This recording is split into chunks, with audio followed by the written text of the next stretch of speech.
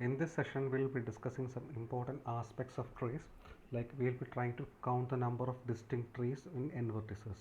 Okay, so suppose we have it being given n vertices. You need to count the number of distinct trees that could be constructed out of this n vertices. Okay, so before we discuss that, so you have to make a distinction between a labeled graph and an unlabeled graph. Okay, so what do you mean by a labeled graph and an unlabeled graph? Okay, so it's very simple thing. The label graph is a graph in which the vertices or edges are labeled. Okay, for example, if you have a graph like this, so I'm labeling it as A, B, C, D. So this is a label graph, and a graph in which the vertices or edges are not labeled are called an unlabeled graph. Okay, so why is the distinction necessary? It's because you can see that in a labeled graph. So if you have an unlabeled graph like this, if I draw another graph like this one, okay, you can see that essentially both these graphs are just the same. Okay, essentially both these graphs are essentially the same, and we consider them as the same because they are isomorphic. Okay, but if you have a labeled graph like this, and if I am drawing another graph like this one, okay, A, D, B, C. Okay, here the vertices are not changed, and if I am drawing another graph like this, you can see that this graph and this graph, even though their unlabeled graphs are isomorphic, they are not the same because their labels are different. Okay, so when you are counting the number of trees, it has to be made clear that whether you are looking for labeled trees or unlabeled trees. Okay, because okay, you can see that the number of unlabeled trees would be lesser than the number of labeled trees, because in the labeled tree you can see that the vertices would matter, the labels would matter. Okay, so when you're counting, we'll be interested in looking at whether you're looking for labeled trees or unlabeled trees. Okay, so there is a famous theorem by Cayley that the theorem, there's no need to study the proof, only have to understand the statement. It's a very simple thing.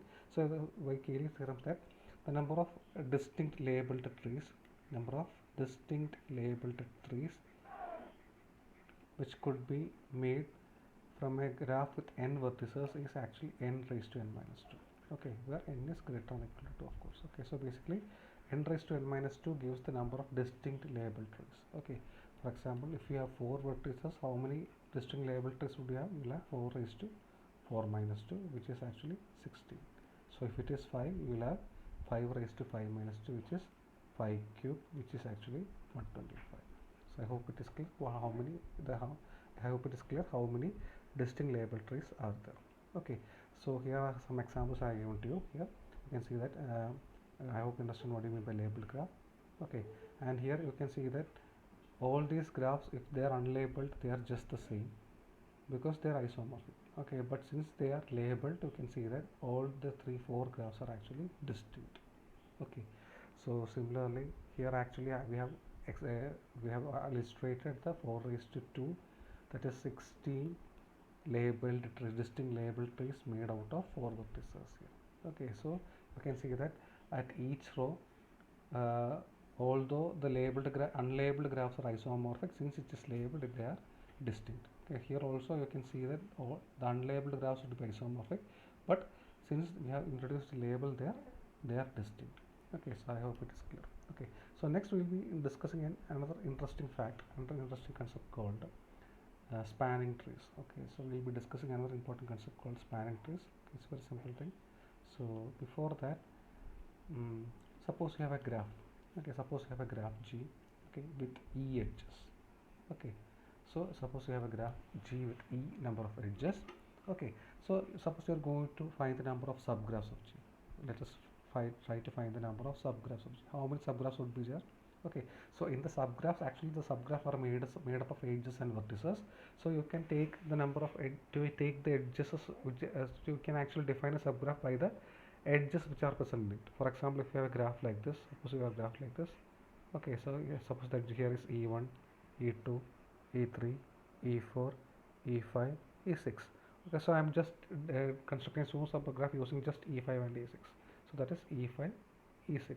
Okay, so you can see that each subgraph is actually defined by the edges which are present in it. Okay, since there are E edges, each of this edge can either be present in a subgraph or not. So each of these edges can, since there are E edges, each of the edges can either be present in a subgraph or not. Okay, for example, in this subgraph, E1 is not there, E2 is not there, E3 is not there, E4 is not there, but E5 is there, E5 6 is there. Okay, so this subgraph, so each of this, so this subgraph, in the subgraph, E1, E2, E3, E4 had the value of 0 and E5, E6 had the value of 1. So there are two possibility for each edge. Okay, so each subgraph is defined by or identified by the edges which are present in. So each edge has two possibilities.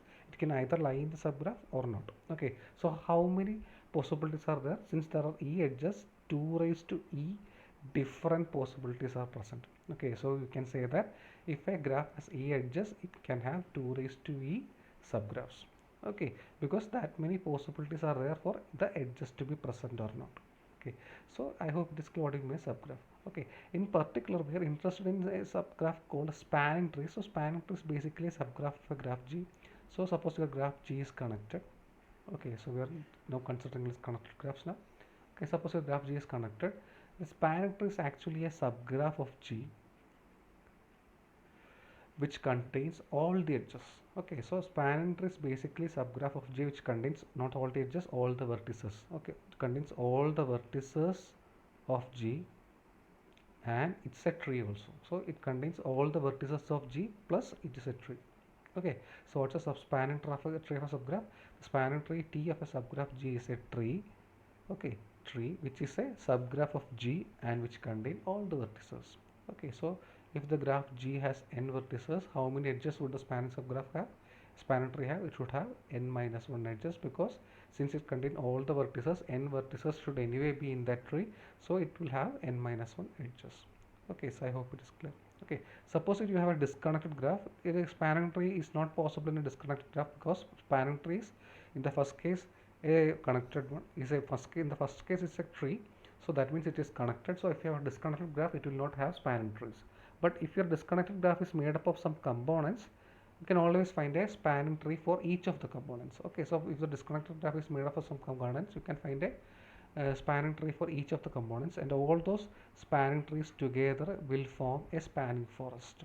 Okay, so this is basically spanning forest is defined for disconnected graphs. Okay, so you will be taking the spanning tree corresponding to each component, and you will take the collection together. That will be called the spanning forest. So I hope it is clear what do we mean by a spanning trees and a spanning forest. Okay, so here some examples are given to you. Here a graph G is given to you, and can have many spanning trees, and here we have written 3 examples of spanning trees here.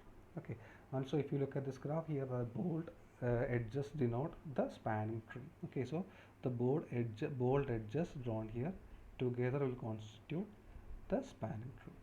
So that I hope that is clear what I mean by spanning tree. Okay, now since the spanning tree is a tree, it has basically the bare minimum number of edges. Okay, so even if you delete any one edge, it will become disconnected. So our spanning tree always contains the bare minimum. Okay, so in some textbooks we also call spanning trees as skeleton, because this is the bare minimum. Okay, so it is also called the skeleton or scaffolding. It's just for information I'm telling you. Okay, and moreover, so I hope it is clear what you mean by skeleton and scaffolding. It's basically spanning tree only. Okay, and moreover, it is also called so since this contains all the vertices, this can also be called the maximal tree. Okay, so we can also call it as a maximal tree or a maximal subtree subgraph of a given graph G. Okay, so as a maximal tree subgraph of G. Okay, so I hope it is clear. If you have a graph G, a subgraph of G is called a spanning tree if it contains all the vertices, and if it contains all the vertices and also it's a tree. Okay, so that is called, that can be the maximum which is possible, so it is also called a maximal tree subgraph of G. Okay, so we have also discussed what do we mean by the spanning forest. Okay, so moving forward, we'll show that a connected graph G has at least one spanning tree. Okay, so every connected graph G has at least one spanning tree. So every connected graph G has at least one spanning. So it's very easy to prove. Okay, suppose so first of all you know that G is connected. Okay, so if G has no circuits, definitely that means G is connected and circuitless, so it is a tree. So if G has no circuits, we can conclude that it's a tree.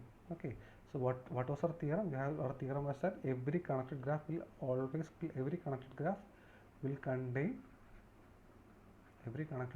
contain a spanning tree. Okay, so first of all, if your graph does not contain any circuits, it will itself be a spanning tree. Okay, so since the graph does not contain any circuit, it's a tree, and this trees are in fact our spanning tree because it contains all the vertices. Okay, now suppose it contains circuits. Suppose it contains circuits. What will you do is that you will delete one edge from the circuit. Okay, so it contains, suppose if it contains a circuit like this, what I'll do is that in the first case I'll delete the one edge from here. So first, in the first case I'll delete one edge from the circuit. Okay, so I'll just delete one edge from the circuit. So that means, so I'll be getting this one here. Okay, so again, if you have another circuit, delete one edge from that also.